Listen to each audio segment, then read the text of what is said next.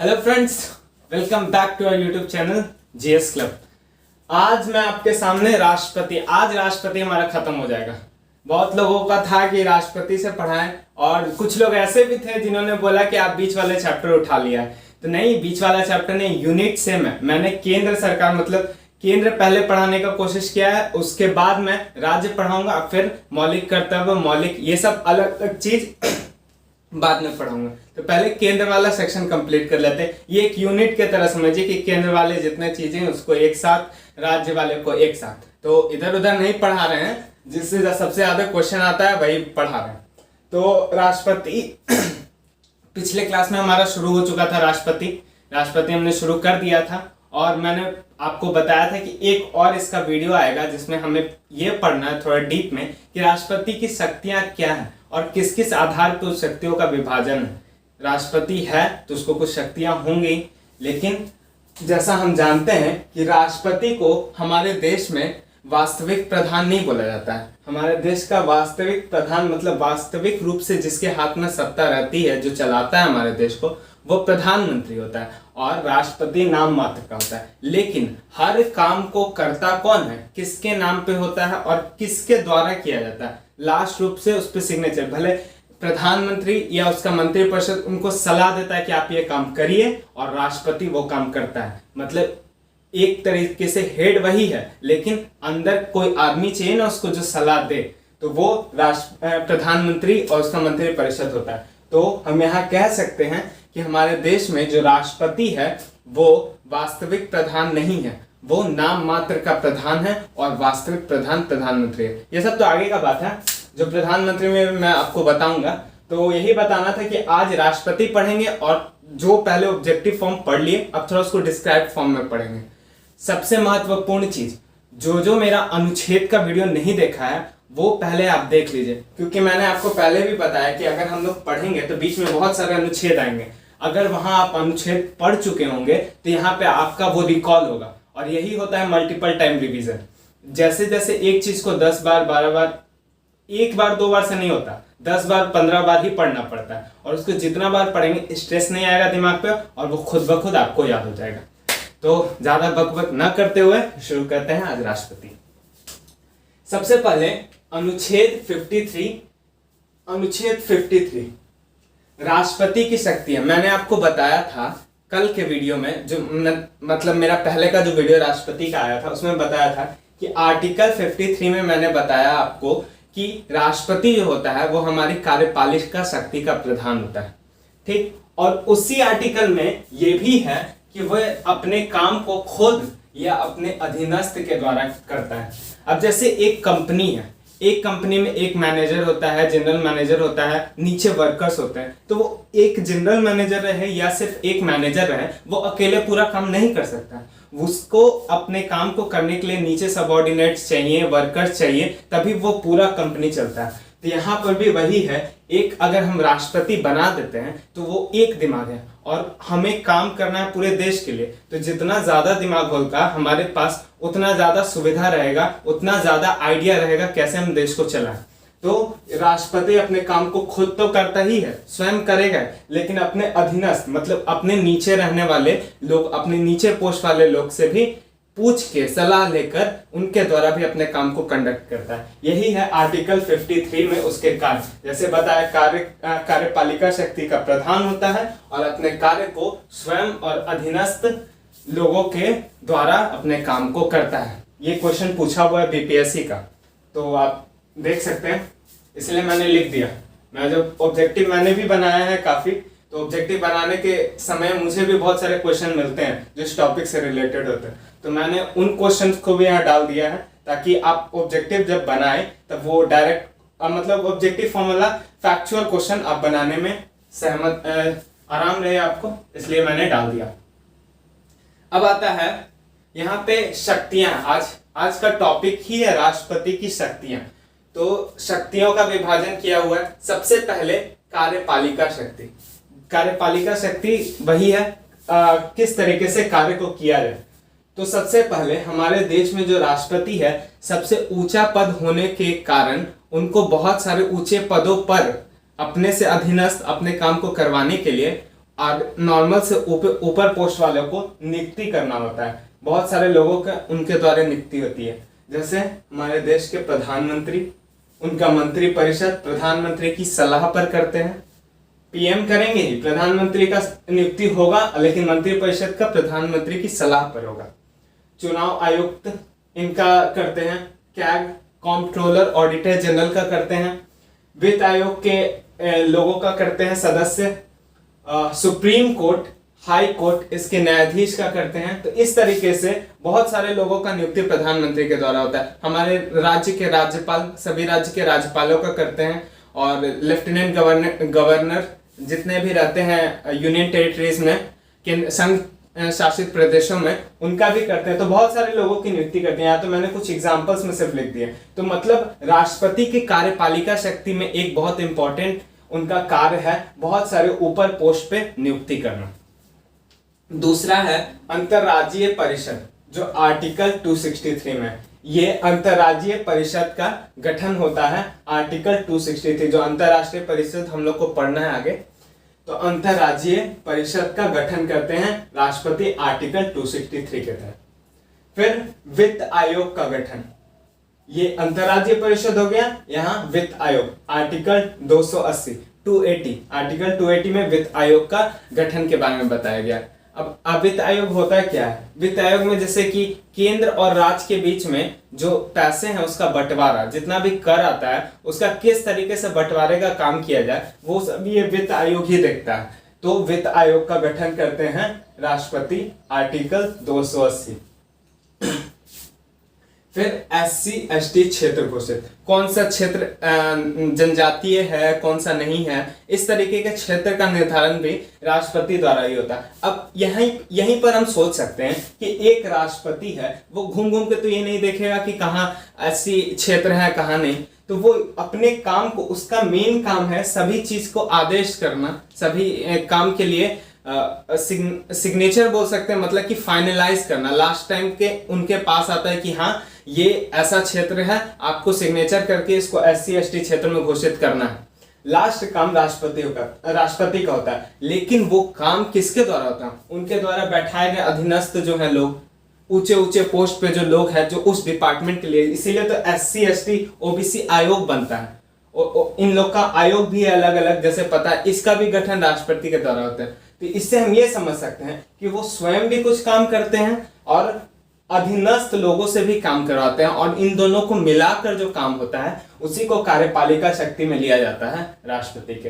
तो यहाँ हमने सबसे पहले पढ़ा नियुक्ति करेंगे ऊंचे पोस्ट पर, अंतरराज्यीय परिषद का गठन आर्टिकल 263 के तहत, वित्त आयोग का गठन 280 के तहत, SC/ST क्षेत्र घोषित करना, SC/ST OBC आयोग बनाना, उसका गठन करना, ये सब कार्यपालिका शक्ति में आता है राष्ट्रपति के।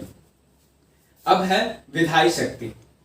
विधायी शक्ति में पढ़ते हैं संसद का अंग। राष्ट्रपति जो है वह संसद का अभिन्न अंग है। जैसे संसद के अंग में 3 लोग आते हैं, एक राज्यसभा, एक लोकसभा और एक राष्ट्रपति। जब भी आपसे क्वेश्चन आए कि संसद के अंग में किसको किसको लिया जाता है, तो राज्यसभा, लोकसभा और राष्ट्रपति, इन तीनों को मिलाकर ही संसद का अंग बोला जाता है। इसीलिए यहां पर हम बोल सकते हैं कि संसद का अभिन्न अंग राष्ट्रपति होता है। दूसरा, विधायी शक्ति में क्या होता है? विधायी शक्ति सीधा ये समझ सकते हैं विधि बनाना, कानून बनाना, इस तरीके के काम। मतलब कोई विधेयक है उसका संसद में किस तरीके से आना जाना, उस पर हस्ताक्षर, इन सब कामों से रिलेटेड जो काम होता है उसी को विधायी शक्ति बोलते हैं। तो संसद का सबसे पहले उनको अभिन्न अंग, उसका अंग होना तो चाहिए। जब तक वो संसद का अंग नहीं होगे उसके कार्य में हस्तक्षेप कैसे कर सकते हैं? कोई कर नहीं सकता है। तो इसीलिए राज्यसभा और लोकसभा और राष्ट्रपति तीनों को मिलाकर ही बोला जाता है। ये प्रोसेस है, किसी भी विधायक को पेश पहले मान लीजिए राज्यसभा में किया गया, फिर उसको लोकसभा द्वारा पास किया गया, फिर राष्ट्रपति हस्ताक्षर करेगा तभी वो कानून बनेगा। इसलिए ये तीनों का इंपॉर्टेंस एक बराबर है इस सिचुएशन में। कोई भी विधेयक बिना हस्ताक्षर कानून नहीं बनता। आगे वही पॉइंट कि कोई भी विधेयक जब तक राष्ट्रपति का हस्ताक्षर नहीं होगा, भले वो दोनों संसद ने पास कर, मतलब कि लोकसभा राज्यसभा दोनों ने पास कर दिया, लेकिन सिग्नेचर होने के बाद ही वो कानून बनेगा। इसके पहले वो एक विधेयक के रूप में ही रह जाएगा।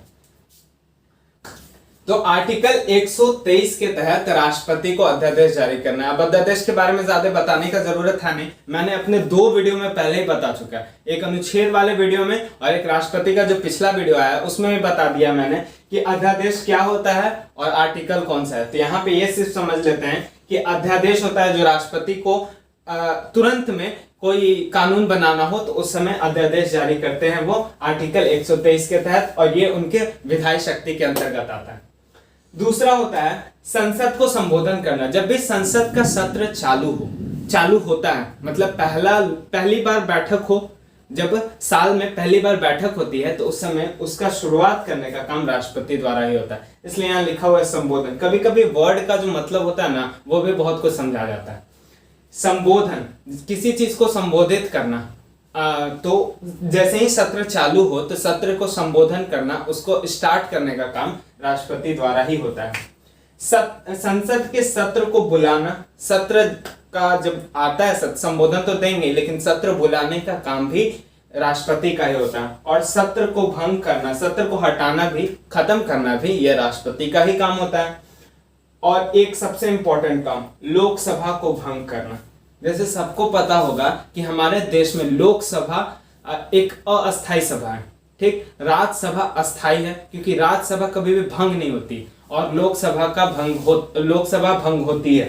तो लोकसभा को भंग करने का काम भी राष्ट्रपति का है। तो यहाँ हम देख सकते हैं कि काम बहुत सारा है और नाम राष्ट्रपति का ही है। और सब काम वो अपने खुद ब खुद तो नहीं करेगा, उनको किसी न किसी के थ्रू ही करवाना है। लेकिन ये सब कुछ काम ऐसे हैं जो वो खुद भी करते हैं, ठीक ना। तो बहुत सारे काम में वो स्वयं भी काम करते हैं और बहुत से काम में अधीनस्थ लोग भी प्रयास करते हैं। तो ये पूरा टॉपिक आज इसी पे डिपेंड करता है कि वो अपना काम खुद करेंगे और अपना काम दूसरे से करवाएंगे। पूरा आज का टॉपिक इसी पे रिलेट है। इसको बेस बना के समझते जाना है हमको। तीसरा है वित्तीय शक्ति। वित्त से समझ आ रहा है पैसा, रोकड़ा वाला काम।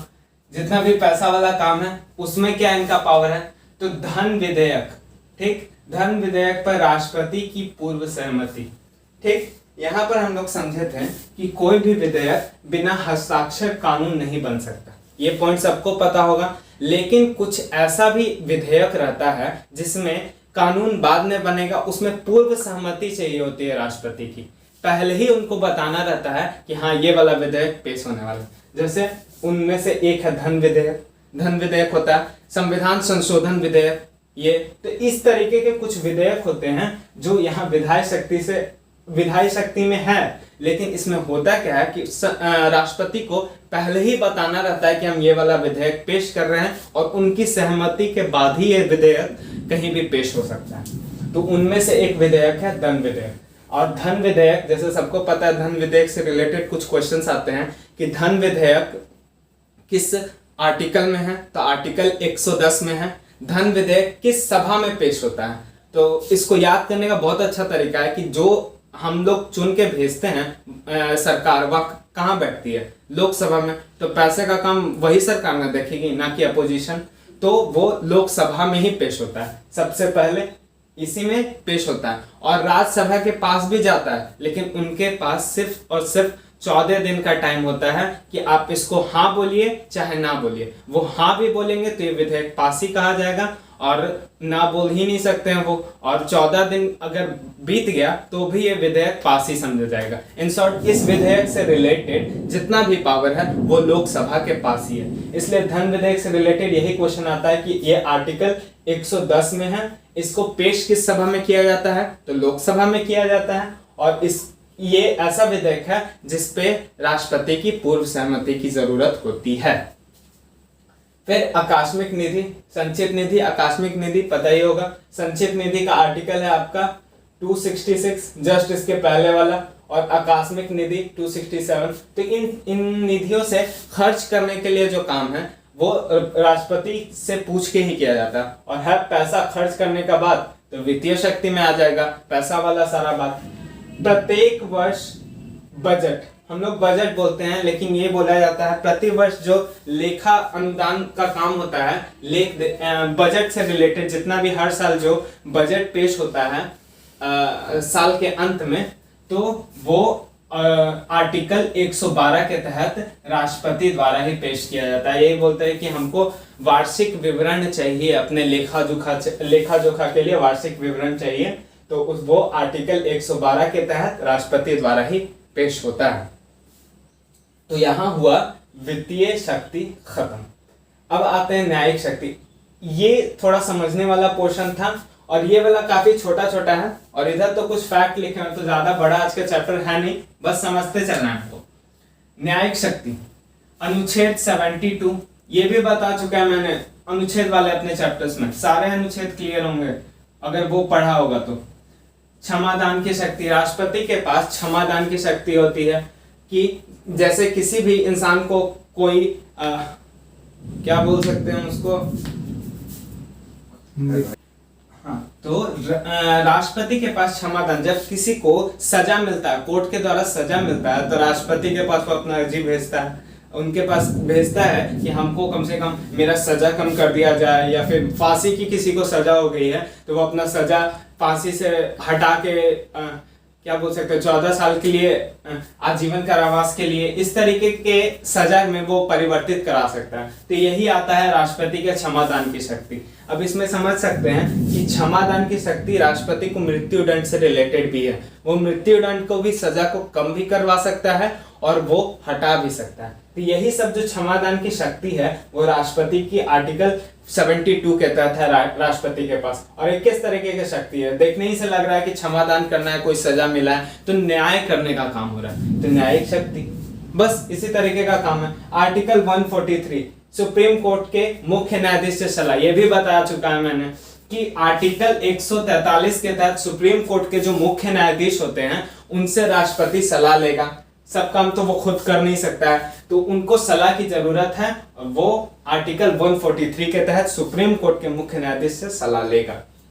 और सुप्रीम कोर्ट और हाई कोर्ट के जजों की नियुक्ति, जो यहाँ भी हमने पढ़ा था नियुक्ति में कि सुप्रीम कोर्ट और हाई कोर्ट के जजों की नियुक्ति उनके द्वारा ही होती है। तो ये भी एक तरीके की न्यायिक शक्ति है ना, कि हम किसी कोर्ट में एक जज को बैठा रहे हैं तो वो न्याय करेगा, तो उस न्याय वाली जगह पर किसी इंसान की नियुक्ति ये न्यायिक शक्ति में ही तो उनकी आएगी। तो यहाँ न्यायिक शक्ति ये रहा। हाँ, तो पांचवा है हमारा आपात शक्ति। जैसा कि आपको पता होगा कि 3 तरीके का आपात होता है। आर्टिकल 352 के तहत राष्ट्रीय आपात लगता है, आर्टिकल 356 के तहत राष्ट्रपति शासन लगता है, और आर्टिकल 360 के तहत वित्तीय आपात लगता है। जिसमें इसको तो सिर्फ याद रखना है इसलिए क्योंकि 3 तरीके का आपात है हमारे देश में, लेकिन आज तक इसका इस्तेमाल तो कभी हुआ ही नहीं है। आज तक हमारे देश में ऐसा कोई सिचुएशन ही नहीं आया है कि जब इस तरीके का आपात का इस्तेमाल किया जाए। वित्तीय मतलब धन से रिलेटेड, जब धन वाला क्राइसिस होगा तब लगेगा। अभी तक वैसा कोई सिचुएशन नहीं आया तो नहीं लगा। आर्टिकल 356 में क्या है, राष्ट्रपति शासन, राष्ट्रपति के द्वारा शासन लगाया जाता है किसी राज्य में। ठीक, तो जैसा कि अभी मुद्दा उठ रहा है महाराष्ट्र वाला, महाराष्ट्र में लोग अपोजिशन पार्टी वाला बोल रहा है कि राष्ट्रपति शासन लग जाना चाहिए, वहां का सरकार बेकार है, ऐसा वैसा। तो वो लगना ना लगना वो तो बात का बात है, लेकिन अगर मान लेते हैं लगेगा तो वो आर्टिकल 356 के तहत ही लगेगा राष्ट्रपति के द्वारा। ये करंट से रिलेटेड है, रिलेटेड नहीं है, बस समझाने के लिए। और आर्टिकल 352 ये बाह्य विद्रोह, जब हमारा किसी देश के साथ लड़ाई बड़ाई हो जाता है तो उस समय लगाया जाता है। तो आर्टिकल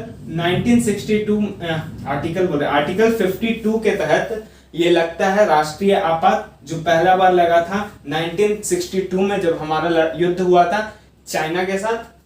1971 जब बांग्लादेश बना था, बोल सकते उस समय पूर्वी पाकिस्तान था वो, और 1971 में ही बांग्लादेश बना था तो उस समय। और 1975 में जो इंदिरा गांधी लगाई थी, आंतरिक कुछ गड़बड़ी बोलकर इस तरीके से लगा दिया गया था ये आपात। तो ये आपात लगा था 3 बार, ये 3 बार लगे हैं वो आपात। तो ये जो शक्ति है ये भी राष्ट्रपति के अंदर ही आती है। ये सारा आपात लगा है आपात, लेकिन ये आपात लगाने का काम किसका है? तो ये आपात लगाने का काम राष्ट्रपति का ही है। तो इस तरीके से ये आपात शक्ति में उनके आते हैं। ये है वीटो शक्ति। अगला है सबसे इंपॉर्टेंट पावर्स में से आता है वीटो शक्ति भी।